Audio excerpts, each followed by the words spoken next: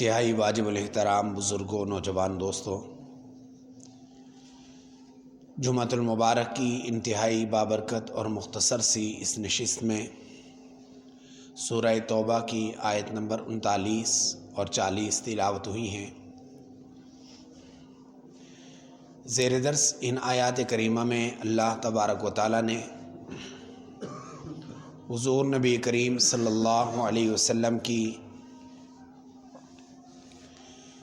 ایک کیفیت کا، زندگی کے ایک مرحلے کا تذکرہ فرمایا ہے۔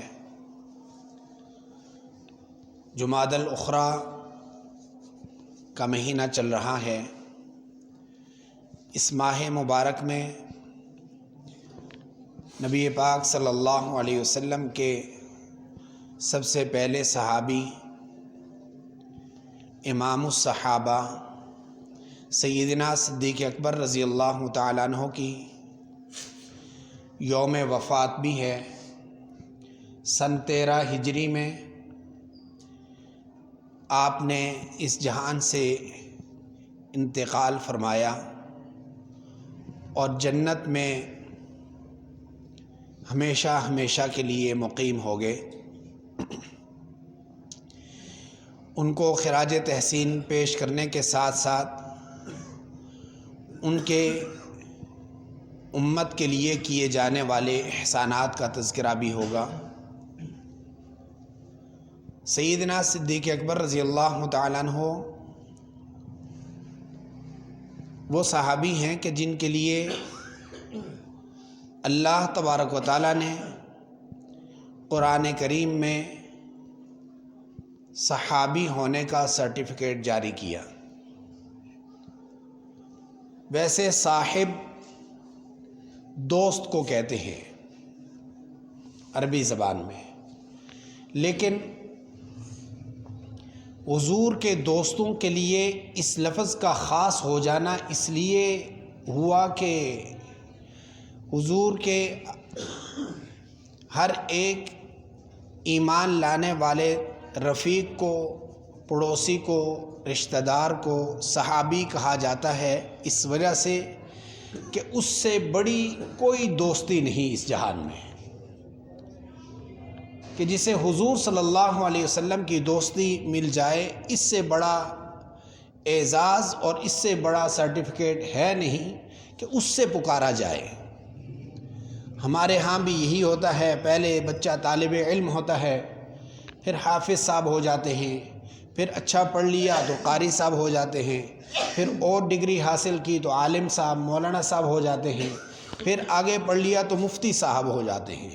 اب اس سے آگے کا منہج نہیں ہے کہ کچھ پڑھ کے آدمی آگے کی ڈگری حاصل کر لے، اس لیے مفتی صاحب تک بات ختم ہو جاتی ہے ہمارے اس دینی تعلیم و تعلم کے سلسلے میں۔ ایسے ہی جہان میں بہت سارے رتبے ہیں، بہت سارے اعزازات ہیں جن کے ساتھ انسانوں کو پکارا بلایا جاتا ہے، لیکن نبوت کے بعد اس جہان میں اگر کوئی رتبہ اور مرتبہ ہے تو وہ صحابیت کا ہے۔ اور صحابیت کہتے ہی اس لیے ہیں، صاحب میں پہلے بتا چکا ہوں دوست کو کہتے ہیں، اور حضور کی مصاحبت کے لیے جن اشخاص کو، جن نفوس کو چنا گیا، اس سے بڑا اعزاز تھا نہیں، اس وجہ سے ان کو اور کوئی ٹائٹل دیا نہیں جا سکتا۔ سب سے بڑا ٹائٹل اس کائنات میں، اس امت میں جو ہے وہ صحابیت کا ہے۔ اور ظاہری سی بات ہے کہ سیدنا صدیق اکبر رضی اللہ تعالیٰ عنہ کا جو زرین دور گزرا ہے ایمان لانے کے بعد، وہ صرف 25-26 سالہ دور ہے۔ 25 سالہ 26 سالہ دور، اور اس 25-26 سالہ دور میں کتنی عبادات کی ہوں گی، کتنے روزے رکھے ہوں گے۔ اب تو جوان بھی 26 سالہ عبادت لیے پھر رہے ہیں، جنہوں نے 100 سال زندگی پائی ہے، 80-90 سال تو انہوں نے بھی عبادت میں گزاری ہے۔ اس حیثیت سے دیکھا جائے تو عام امتی کا درجہ اوپر ہو جانا چاہیے، کیونکہ ایک نے 100 سال، ایک نے 90 سال، ایک نے 80 سال عبادت کی ہے، اور سیدنا صدیق اکبر وہ ہیں کہ جنہوں نے عبادت کی ہی 26 سال ہے، کیونکہ حضور صلی اللہ علیہ وسلم کی معیت ایمان لانے کے بعد ان کو اتنی ہی حاصل ہوئی ہے، اور اس کے بعد وہ اس دنیا سے رخصت ہو گئے۔ اس حیثیت سے دیکھا جائے تو 26 سال کہاں اور 86 سال اور 100 سال کہاں، یہ تو بڑی زمین و آسمان کا جتنا فرق ہے، اس سے بھی زیادہ لگتا ہے۔ اس سب کے باوجود سیدنا صدیق اکبر رضی اللہ تعالیٰ عنہ کو اس 100 سالہ بزرگ، اس 100 سالہ ولی اور مرشد سے بڑا مانا جاتا ہے۔ اس سے ہی نہیں بلکہ صحابہ کا بھی امام کہا جاتا ہے انہیں۔ کیوں؟ وجہ یہ ہے، محدثین بیان فرماتے ہیں کہ اسلام کی جتنی بھی عبادات ہیں سب کا رواج سیدنا صدیق اکبر نے ڈالا ہے، اور یہ اصول ہے اور حضور کا فرمان ہے کہ جو کوئی اچھی سنت جاری کرتا ہے، اچھا طریقہ جاری کرتا ہے، تا قیامت جتنے بھی اعمال ہونے والے ہیں وہ اس اچھے طریقے والے کو ثواب ملتا رہتا ہے۔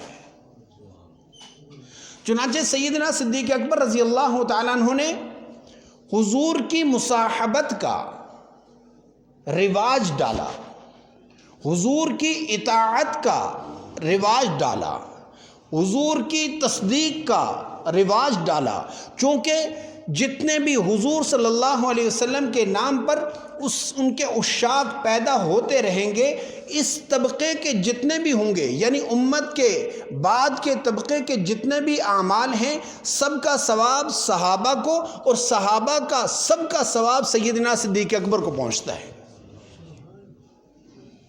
26 سال پھر بہت بڑھ جاتے ہیں، کیونکہ تا قیامت جتنے بھی اعمال حسنہ ہو رہے ہیں، حضور صلی اللہ علیہ وسلم کی سب سے پہلے کلمے کی تصدیق ہوتی ہے، پھر بندہ مومن ہوتا ہے۔ تو کلمے کی تصدیق جو سب سے پہلے جس نے کی ہے وہ سیدنا صدیق اکبر ہیں، اس امت کی بنیاد بنے ہیں، اس امت کی اکائی بنے ہیں۔ اس بنیاد کی وجہ سے جب تک کلمہ پڑھا جاتا رہے گا اس سب کا ثواب صحابہ کو، اور صحابہ کا سب کا ثواب سیدنا صدیق اکبر کو، اس لیے کہ وہ سب سے پہلے اس امت کی اکائی اور بنیاد بنے ہیں۔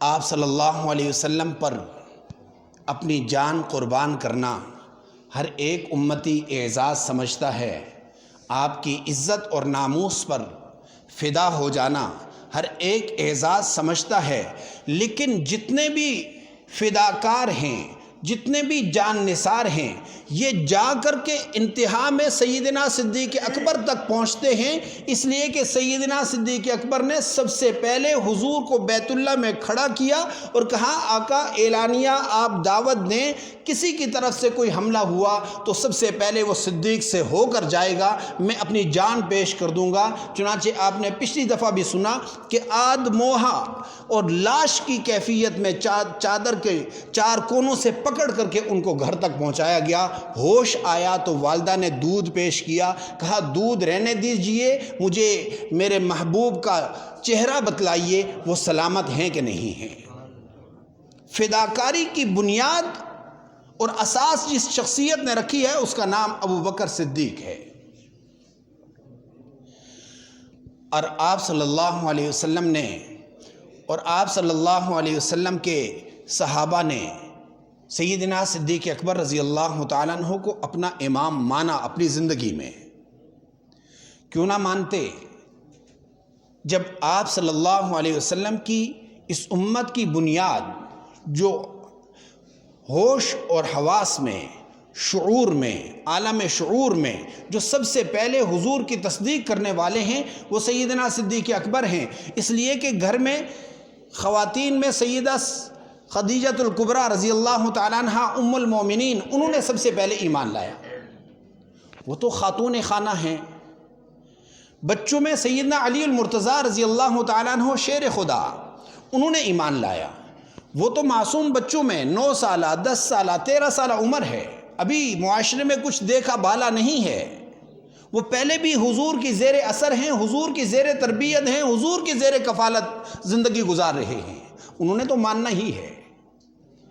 سیدنا زید ابن حارثہ رضی اللہ تعالیٰ عنہ کے بارے میں آتا ہے غلاموں میں سب سے پہلے، تو غلاموں کی زندگی ہی کیا ہوتی ہے، وہ تو آقا کے لیے ہیں۔ جب ان 4 شخصیات جو اسلام سب سے پہلے قبول کرتے ہیں ان میں دیکھا جائے تو سب سے پہلے صدیق اکبر کا نام اس لیے آتا ہے کہ ساری دنیا دیکھی ہوئی ہے، پہلے سے شعور بھی ہے، پہلے سے ایک سٹیٹس اور ایک معیار بھی رکھتے ہیں۔ اس سب کے باوجود حضور صلی اللہ علیہ وسلم کا سب سے پہلا خادم بننا اپنے لیے اعزاز سمجھتے ہیں، اور نہ صرف خادم بنے ہیں برائے نام بلکہ واقعی خدمت کر کے دکھائی ہے۔ آپ صلی اللہ علیہ وسلم کی سب سے بڑی خدمت، آپ صلی اللہ علیہ وسلم کی باقی جو خدمات سر انجام دی ہیں، حضور نے فرمایا کہ میں نے امت کے سارے احسانات چکا دیے، ان کے بدلے میں نے اس جہان میں ادا کر دیے، سوائے ابو بکر کے اس کے احسانات مجھ پر اس قدر ہیں کہ روز قیامت اللہ تبارک و تعالی خود ہی اس کو راضی کریں گے۔ سیدنا صدیق اکبر رضی اللہ تعالیٰ عنہ کے یہ احسانات اپنی جگہ پر، لیکن حضور صلی اللہ علیہ وسلم کی اس جہان سے رخصتی کے بعد، اس جہان سے انتقال فرما جانے کے بعد جو سب سے بڑی ذمہ داری اپنے لائق اور ہونہار شاگرد کے ذمہ لگتی ہے وہ اس امت کی امامت ہے۔ آپ صلی اللہ علیہ وسلم کے اس رفیق نے، ثانی اثنین نے، سیدنا صدیق اکبر نے اس ذمہ داری کو نہ صرف نبھایا بلکہ نبھانے کا حق ادا کر دیا کہ پوری امت کو یکجا ایک پلیٹ فارم پر جمع کیا، کسی ایک نے کوئی اعتراض نہیں کیا۔ اور اعتراض کیا بھی کیوں جا سکتا تھا کہ جب آپ صلی اللہ علیہ وسلم اپنی بیماری کے ایام میں ایک موقع پر دیکھا کہ سیدنا صدیق اکبر رضی اللہ تعالیٰ عنہ کے بارے میں کہا کہ نماز پڑھا لیں، تاخیر ہو گئی، حضرت عمر فاروق رضی اللہ تعالیٰ عنہ کو صحابہ کرام نے پکڑ کے مصلی پر کر دیا کہ آپ ہی پڑھا دیں، آپ اگٹھے ہی رہتے ہیں، وہ نہیں ہیں تو آپ پڑھا دیں۔ وہ مصلی پر کھڑے ہوئے، آواز اونچی ہوئی اللہ اکبر کی، سیدنا صدیق اکبر کی آواز نہ تھی جو حضور کے کانوں میں ٹچ ہوئی، تو آپ صلی اللہ علیہ وسلم نے علالت بیماری کے باوجود روک دیا، فرمایا نہیں، ایسا نہیں ہو سکتا کہ میرے مصلی پر میری موجودگی میں میرے مصلی پر اگر کوئی کھڑے ہونے کا اہل ہے اور اس قوم میں جس قوم میں ابو بکر ہو اس کے علاوہ کوئی امامت نہیں کر سکتا۔ چنانچہ کھڑی نماز کو توڑوایا گیا، جماعت کو توڑوا دیا گیا۔ کیوں؟ اس لیے کہ بعد کا استدلال کمزور نہ ہونے پائے، بعد میں کوئی یہ نہ کہہ دے کہ چلو ان کی بھی امامت مان لی جائے اور ان کی بھی امامت مان لی جائے، کوئی بات نہیں، ایسا نہیں، بلکہ حضور نے اپنی زندگی میں کر کے دکھایا کہ ابو بکر جس قوم میں موجود ہوں اس میں کسی اور کی امامت چل نہیں سکتی۔ یأبی اللہ والمؤمنون، اللہ بھی انکار کرتا ہے، مومنین بھی انکار کرتے ہیں کہ اس جماعت میں کوئی اور امامت کرے۔ یاد رکھیے یہ امت محمدیہ ہے، آپ صلی اللہ علیہ وسلم کی یہ امت تا قیامت ہے، اور اس امت کے جو سب سے پہلے خلیفہ ہیں، خلیفہ بلا فصل سیدنا صدیق اکبر رضی اللہ تعالیٰ عنہ ہیں۔ سیدنا صدیق اکبر رضی اللہ تعالیٰ عنہ کے اس امت پر کیے جانے والے احسانات میں ایک سب سے بڑا احسان یہ ہے کہ آپ نے اس پاک کلام کو اپنے دور میں جمع فرمایا۔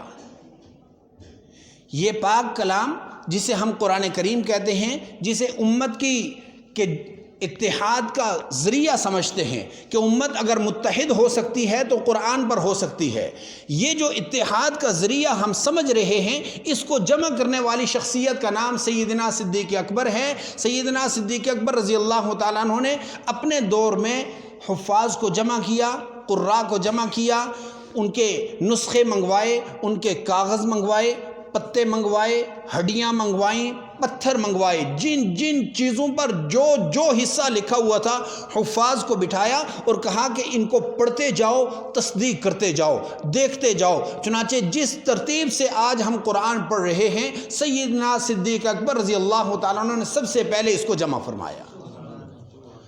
آج ہم قرآن کریم کو پڑھ کر تو مومن ہیں، لیکن سیدنا صدیق اکبر رضی اللہ تعالیٰ عنہ کی خلافت اور امامت کا مسئلہ آئے اور ان کے بارے میں بات آ جائے تو ہم بڑی یہ کہہ کے خاموش ہو جاتے ہیں کہ یہ نزاعی مسئلہ ہے، یہ اختلافی مسئلہ ہے۔ اگر یہ اختلافی مسئلہ اور نزاعی مسئلہ ہے تو قرآن کہاں پر متحدہ ہو سکتا ہے؟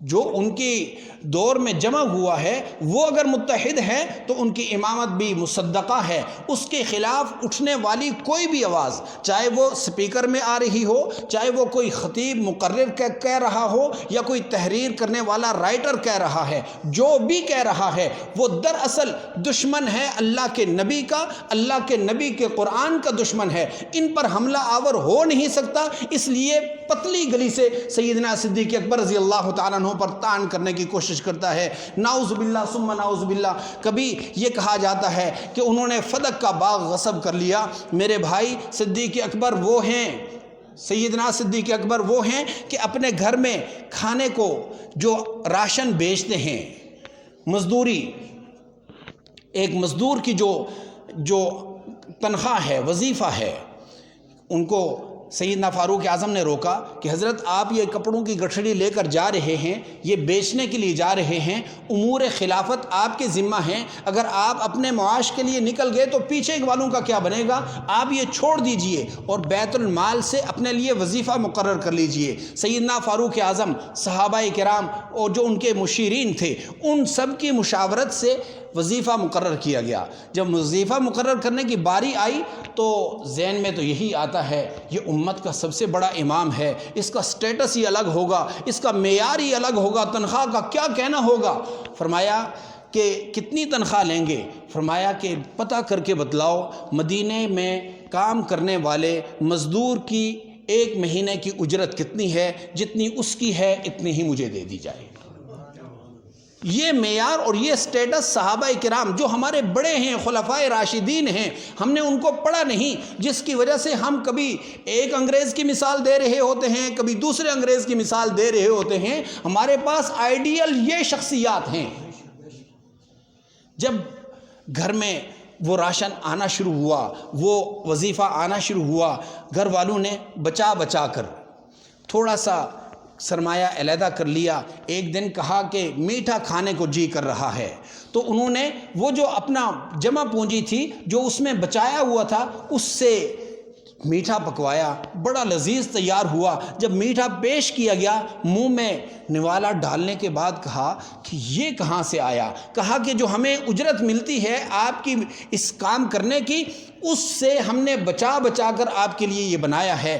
اگلے دن بیت المال پہنچے اور کہا کہ اتنی اجرت گھٹا دی جائے، اس لیے کہ یہ ضرورت سے زائد ہے، یہ ضرورت سے زائد ہے، یہ اجرت صدیق اکبر سے گھٹا دی جائے اس لیے کہ یہ ضرورت سے زائد آ رہی ہے۔ میرے بھائی، ہمارے آئیڈیل یہ سیدنا صدیق اکبر، سیدنا فاروق اعظم، سیدنا عثمان غنی، سیدنا علی المرتضیٰ، حسنین کریمین، سیدنا امیر معاویہ، یہ ہمارے آئیڈیل ہیں۔ ان کی شخصیات ہی ہمارے لیے رول ماڈل ہیں، چاہے حکمران ہیں تب، عوام ہیں تب، آخری وقت ہے۔ سیدہ عائشہ رضی اللہ تعالیٰ عنہا سراہنے کھڑی ہوئی ہیں اور بیٹی ہے، اور کہا کہ بیٹا میرے لیے کفن کا بندوبست ہو جائے۔ کہا کفن کا بندوبست یہ بھی کوئی بات ہے؟ آپ امیر المومنین ہیں، بیت المال سے آ جائے گا، ہم دے دیں گے۔ کہا کہ کتنی چادروں میں حضور صلی اللہ علیہ وسلم کو لپیٹا گیا؟ کہا کہ 3 چادریں تھیں۔ فرمایا اگر 3 چادریں تھیں تو 2 تو یہ میرے بدن پر پہلے سے موجود ہیں، ایک اور خرید لی جائے اور کوشش کی جائے کہ یہ پرانی چادریں ہی ڈالی جائیں۔ کہا گیا کہ حضرت آپ عجیب بات کرتے ہیں، دنیا سے رخصتی ہے، نئے کپڑے میں، نئے کفن میں آپ کو اس جہان سے رخصت کیا جائے گا۔ کہا کہ نئے کپڑوں کے زیادہ مستحق زندہ لوگ ہوا کرتے ہیں۔ نئے کپڑے کے زیادہ مستحق زندہ لوگ ہوا کرتے ہیں، میں جو لے کر جا رہا ہوں وہ میرے لیے کافی ہے۔ چنانچہ اسی پرانے لباس میں اس جہان سے رخصت ہو گئے۔ یہ آئیڈیل حضرات ہمارے سامنے ہمارے رول ماڈل ہیں، ان کو خراج تحسین پیش کرنے کے لیے اپنے گھروں میں، اپنے بچوں میں، اپنے بڑوں میں، اپنے محلوں میں، اپنی گلی بازار میں ان کا تذکرہ کیا کیجئے، تاکہ ان کے تذکرے کا نور پیدا ہو۔ ان کا تذکرہ کیا تذکرہ ہے جس کو اللہ نے قرآن کریم میں ذکر کیا؟ فرمایا اِلَّا تَنْصُرُوهُ فَقَدْ نَصَرَهُ اللَّهُ، اگر تم مدد نہیں کرتے تو اللہ ان کی مدد کرے گا۔ اِذْ أَخْرَجَهُ الَّذِينَ كَفَرُوا، جب میرے پیغمبر کو کافروں نے نکال دیا، ثَانِيَ اثْنَيْنِ إِذْ هُمَا فِي الْغَارِ، یہ دوسرا تھا، دوسرے میں سے دوسرا تھا، یعنی ایک ابو بکر اور ایک حضور صلی اللہ علیہ وسلم تھے، دونوں غار میں بیٹھے ہوئے اور اپنی پریشانی کا اظہار کر رہے ہیں کہ کہیں کفار دیکھ نہ جائیں۔ تو سیدنا صدیق اکبر رضی اللہ تعالیٰ عنہ اس پریشانی میں ہیں۔ اللہ تبارک و تعالیٰ نے قرآن نازل فرمایا اذ یقول لصاحبہ لا تحزن ان اللہ معنا، حضور نے ابو بکر کے کانوں میں کہا لا تحزن ان اللہ معنا، اس کو اللہ نے قرآن بنا کر نازل کیا۔ جن کا تذکرہ قرآن میں ہے، میں کہوں کہ ان کا تذکرہ گلی بازار میں نہیں ہو سکتا، محلے میں نہیں ہو سکتا، بھئی قرآن پڑھو، یہی صحابہ کرام کا تذکرہ ہے۔ قرآن کی کوئی آیت، کوئی صفحہ، کوئی رکوع خالی نہیں ہے صحابہ کرام کے تذکرے سے۔ دعا فرمائیں کہ اللہ تبارک و تعالی ہمیں ان کے نقش قدم پر چلنے کی توفیق نصیب فرما دے۔ قل يا عبادي الذين أسرفوا على أنفسهم لا تقنطوا من رحمة الله